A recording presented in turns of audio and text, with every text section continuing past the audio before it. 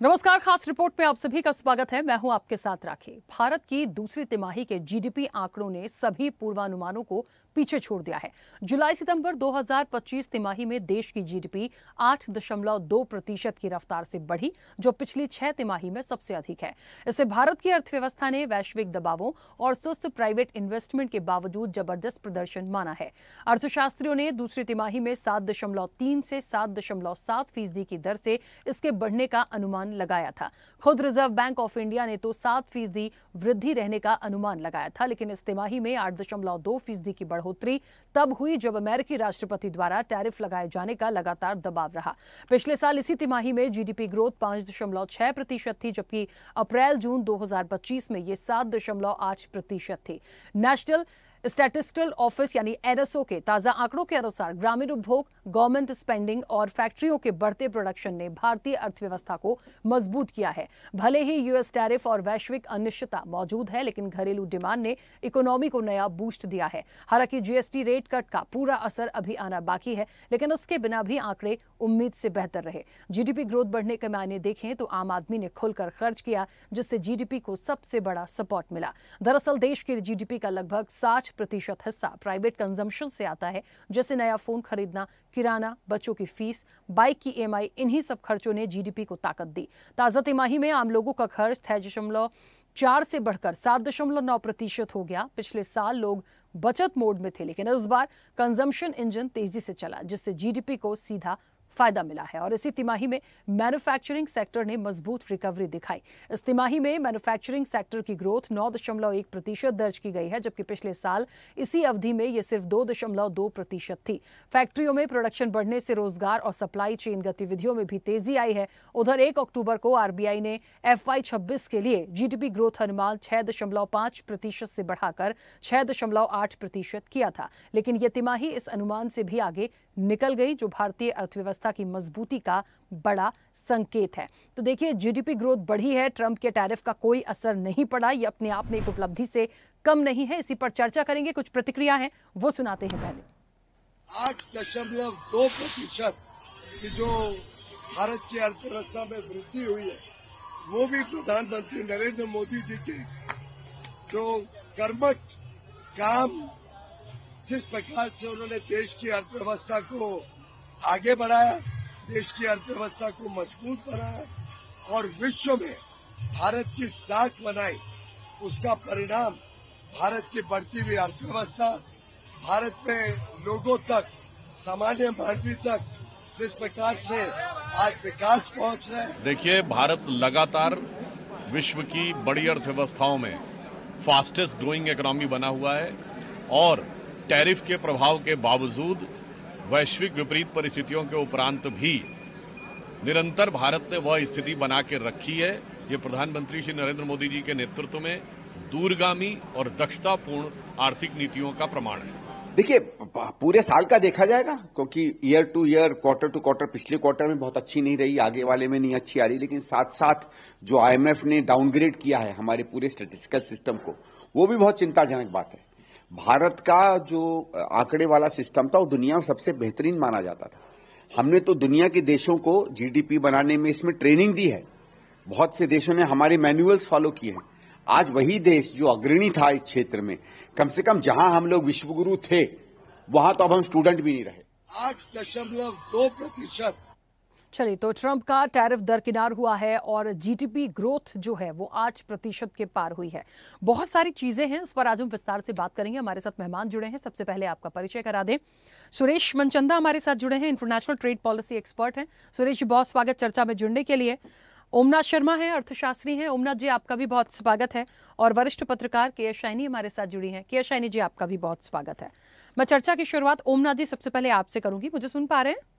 जी, आपकी आवाज आ रही है। हाँ, ओमनाथ जी, देखिए, बहुत समय से जब टैरिफ की बात हो रही थी ट्रंप के, तब यही लग रहा था कि ये एक प्रेशर बनाएगा, एक दबाव बनाएगा, लेकिन भारत को कोई फर्क तो पड़ा नहीं। बीच में भी ऐसी बहुत सारी बातें आ रही थी कि जो बिजनेस पॉइंट ऑफ व्यू से देखें तो बहुत सारी चीज़ें बहुत अच्छी चल रही थी। बहुत अप एंड डाउन्स तो खैर हमेशा होते हैं, लेकिन एक्चुअल में जो जीडीपी ग्रोथ 8% के पार गई है, जिसे इसी से कंपेयर किया जा रहा है कि इससे जो ट्रंप का टैरिफ था वो बिल्कुल दरकिनार है, उससे हमें कोई फर्क नहीं पड़ा। असल में यही एक बड़ा फैक्टर है और आने वाले समय में इस चीज को हम बढ़ाकर रखें और इस ग्रोथ को और आगे लेकर जाएं, उसके लिए किन चीजों पर और वर्कआउट करने की जरूरत है? बिल्कुल, देखिए ट्रम्प टैरिफ का भारत पे बहुत लिमिटेड असर है। हमारी पहली भी डिबेट में हम इस विषय पे बात कर चुके हैं कि भारत तो 140 करोड़ की जनसंख्या है, उसकी अमेरिका की 30 करोड़ जनसंख्या को हम बहुत कुछ ऐसा एक्सपोर्ट नहीं करते कि उससे हमारी जीडीपी पे बहुत ज्यादा पड़े। निश्चित तौर पे आईटी सेक्टर, फार्मा और शिपिंग ऐसा है कि हम एक्सपोर्ट करते हैं, लेकिन बाकी हमारा डोमेस्टिक मार्केट अपने आप में बड़ा है, तो हम बहुत ज्यादा डिपेंडेंट अमेरिका पे नहीं है इस चीज के लिए। और आप देखेंगे कि जब 12 लाख रुपए की टैक्स की लिमिट थी तो टैक्स की बचत नॉर्मल व्यक्ति के असर हमने पहले भी बात करी, 6 महीने के बाद दिखाई देगा, सितंबर के बाद दिखाई देगा। और उसके बाद मुझे जीडीपी का जीएसटी का कट आया, तो नॉर्मल आदमी के हाथ में पैसा तो आया है, इनकम टैक्स से पैसा, जीएसटी से भी पैसा बचा। और सबसे इम्पोर्टेंट चीज थी, बहुत लंबे से कॉन्फिडेंस उसका कम था।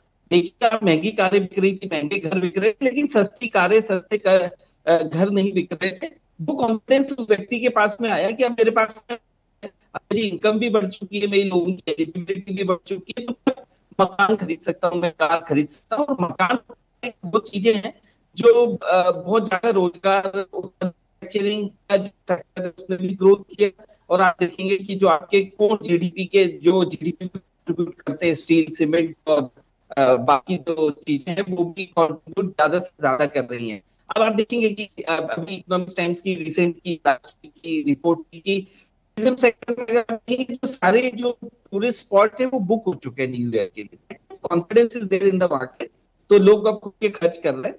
लेकिन एक प्रश्न वैलिड रहेगा, जो आपको पता चलेगा जनवरी, फरवरी, मार्च में, क्या ये डिमांड सस्टेन रहेगी।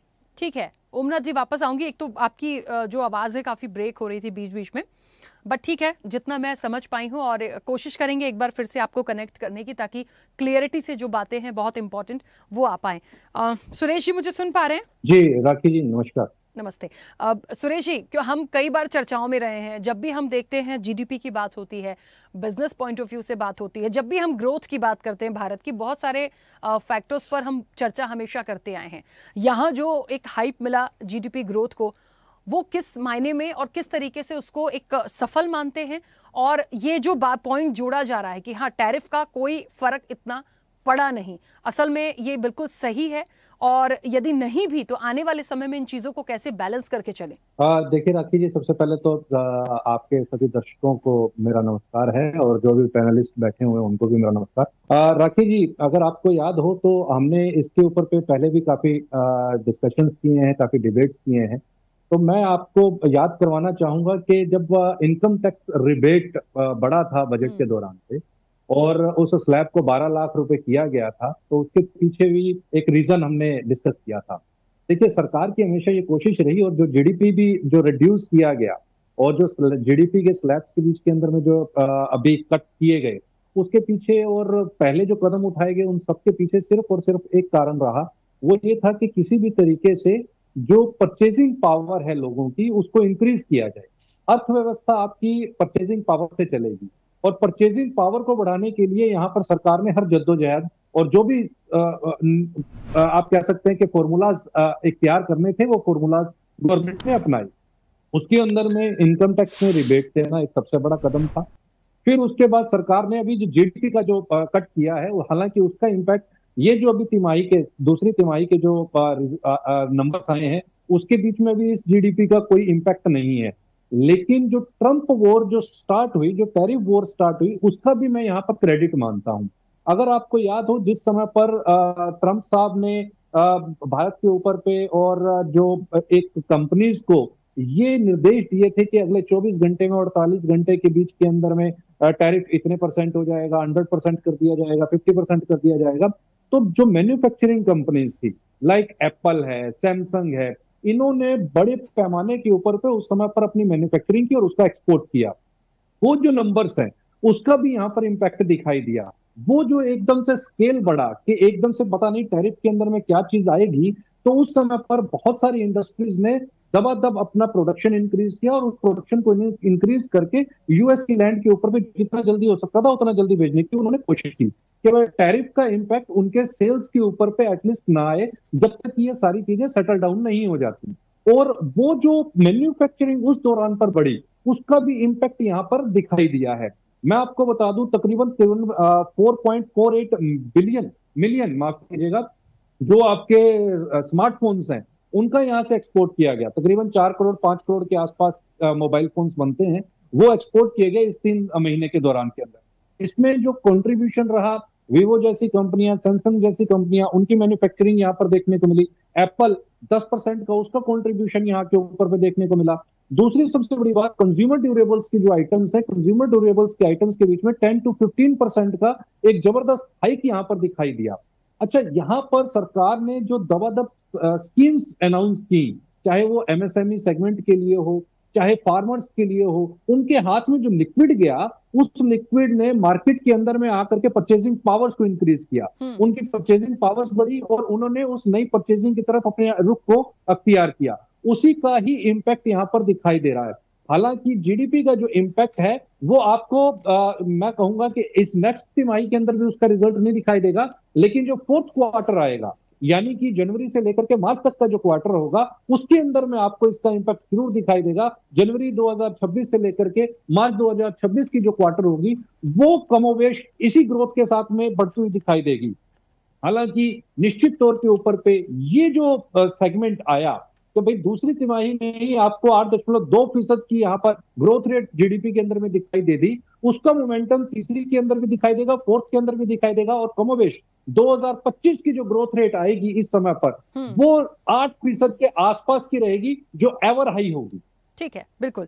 के शाइनी जी कैसे देखती हैं? और वाकई में जिन सेक्टर्स की बात आ रही है, जैसे सरकारी खर्च की भी बात आती है और टैरिफ को बार बार बीच में लाया जा रहा है, लेकिन बहुत सारे सेगमेंट और हैं जिनकी वजह से ये ग्रोथ मिली है, इसलिए शायद उस ट्रम्प के टैरिफ का बहुत इफेक्ट पड़ा नहीं, लेकिन हाँ उन चीज़ों को ध्यान में रखते हुए इन चीज़ों को और आगे लेके चलने की ज़रूरत है। आप कैसे देखती हैं? नमस्ते राखी जी, और आपके पैनलिस्ट को भी मेरा नमस्कार। राखी जी, ये ना बहुत ही सुखद समाचार है जिस तरह से जो जीडीपी ग्रोथ है ना, आरबीआई ने इसका प्रेडिक्शन किया था और वर्ल्ड बैंक आईएमएफ ने भी ये कहा था कि भारत का ग्रोथ इतना नहीं होगा, इट वाज हाईएस्ट ग्रोथ रहेगा वर्ल्ड में, लेकिन 8.2 प्रेडिक्ट नहीं किया था। तो कहीं ना कहीं बहुत अच्छा ग्रोथ है। आप देखिए ये जो पीरियड है, ये पीरियड आता है जुलाई अगस्त सितंबर, तो इसमें एग्रीकल्चर का इतना इम्पैक्ट नहीं होता है, ये मैन्युफैक्चरिंग और बाकी सेक्टर्स का ज्यादा इम्पैक्ट है। तो जिस तरह से भारत को मैन्युफैक्चरिंग सेक्टर में हम ज्यादा पुश कर रहे थे वो कहीं ना कहीं रियलिटी में बदलते हुए दिख रहा है।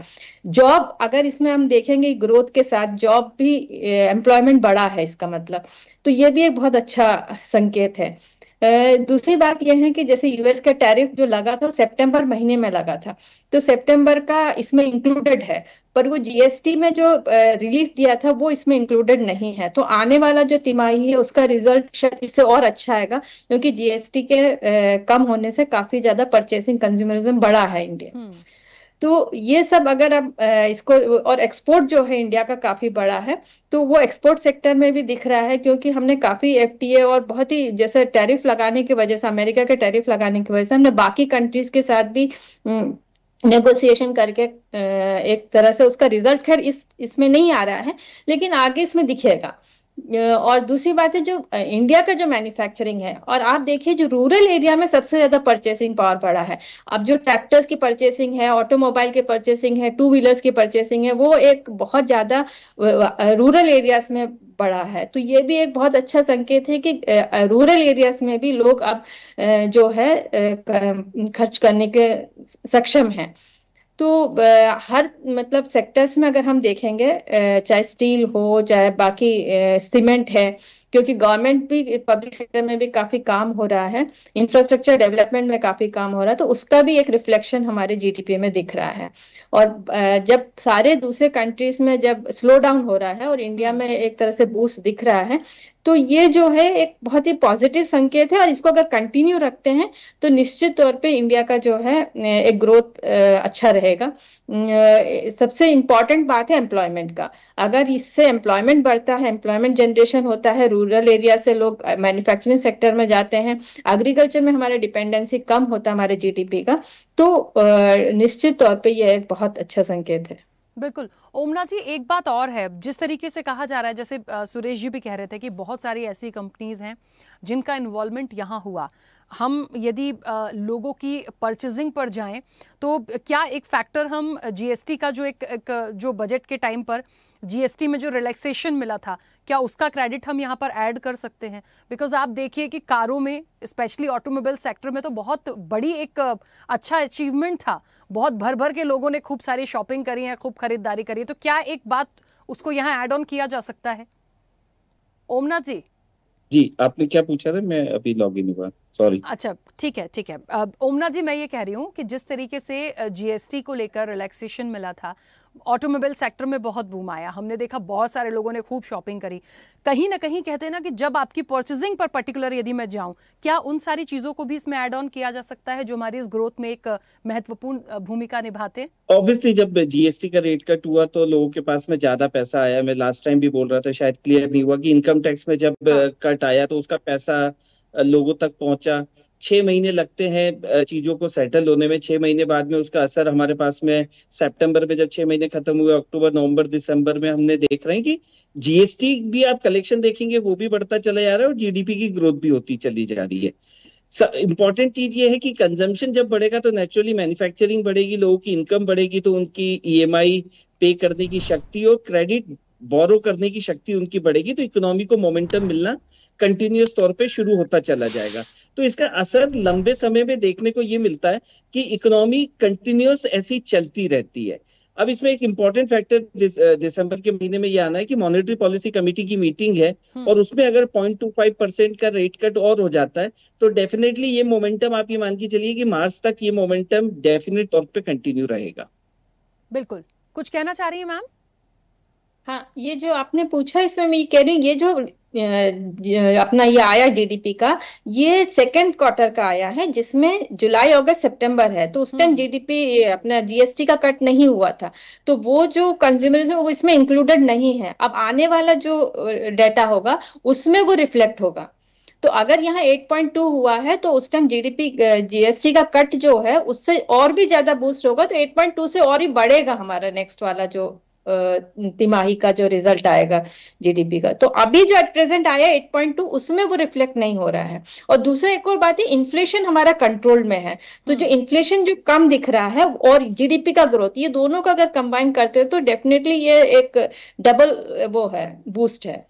बिल्कुल। चलिए, समय भी हो गया है। सुरेश जी, जल्दी से कुछ एक आपका कोई अच्छा सुझाव हो, कुछ कहना चाहते हो?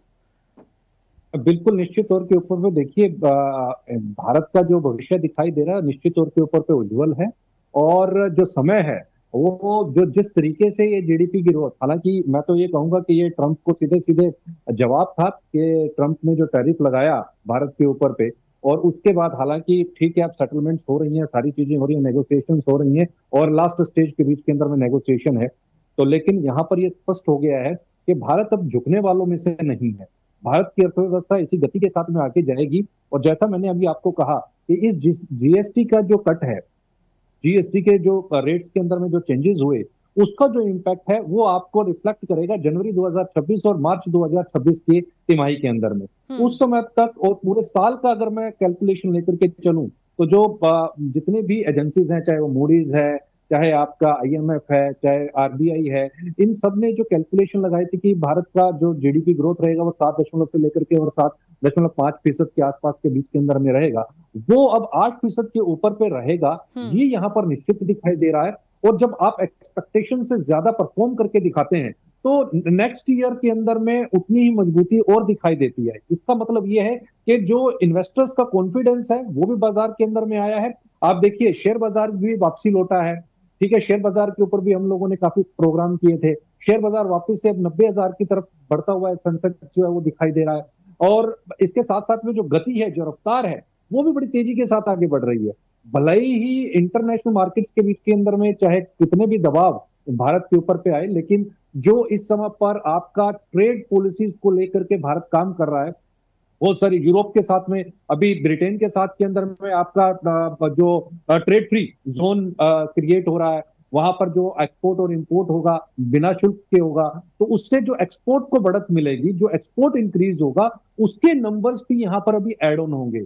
ये जो अगले 6 महीने हैं, ये बहुत ही इंपॉर्टेंट 6 महीने हैं, और इस 6 महीने के अंदर में भारत के जो एक्सपोर्ट्स हैं वो निरंतर आपको बढ़ते हुए दिखाई देंगे। यहाँ पर जो अमेरिका ने भी अब जो कट कम करने की यहाँ पर जो पेशकश दिखाई है, जो बात कर रही है, कुछ आइटम्स ऐसी होंगी राकेश जी, मैं आपको बताऊं, जिसके ऊपर पे आपका एक्सपोर्ट ड्यूटी होगी ही नहीं और वहां पे टैरिफ लगेगा ही नहीं। तो बहुत सारी ऐसी आइटम्स होंगी और आपका एक्सपोर्ट यहाँ पर इंक्रीज करने वाला है, आपका प्रोडक्शन यहाँ पे और ज्यादा बढ़ने वाला है, और साथ में जो आप एक डिफेंस सेक्टर है उसके अंदर भी मजबूती आने वाली है, वो भी जीडीपी के अंदर में आपका कंट्रीब्यूट करेगा। बिल्कुल, चलिए क्योंकि समय भी हो गया है, आप सभी मेहमानों का बहुत शुक्रिया इस चर्चा में जुड़ने के लिए। तो देखिए, ट्रंप का टैरिफ दरकिनार हुआ है और जीडीपी ग्रोथ जो है वो 8% के पार हुई है। एक्चुअल में और ज्यादा इसमें हमें फ्रूटफुल जो रिजल्ट होंगे वो मार्च तक आते आते 26 में हमें दिखेंगे, क्योंकि ये बात सच है, जीएसटी में जिस तरीके से, टैक्सेस में जिस तरीके से रिलैक्सेशन दिया गया, उसके बाद बहुत सारे परचेजिंग को यदि काउंट करें तो ये टाइम पीरियड नहीं था। इसके बाद का जो कैलकुलेशन आएगा वो बड़ी ग्रोथ दिखाएगा। लेकिन हाँ, बिल्कुल कहा जा सकता है कि ट्रंप को ये भारत का मुंहतोड़ जवाब है, करारा जवाब है कि आखिरकार जो एक टैरिफ से दबाव बनाने की कोशिश वो कर रहे थे वो कहीं ना कहीं फेलियर हुए हैं, और भारत अपनी जीडीपी को लेकर एक बार फिर से इकोनॉमी की दृष्टि से देखें तो तेजी से आगे बढ़ रहा है। चर्चा में इतना ही, बने रहिए स्वदेश न्यूज के साथ। सबसे पहले देश। ऐसे ही वीडियोस के लिए लाइक करें, शेयर करें, फॉलो करें, YouTube पर जाकर सब्सक्राइब कर बेल आइकन दबाना ना भूलें, और ताजा अपडेट्स के लिए स्वदेशलाइव.com पर जरूर जाएं।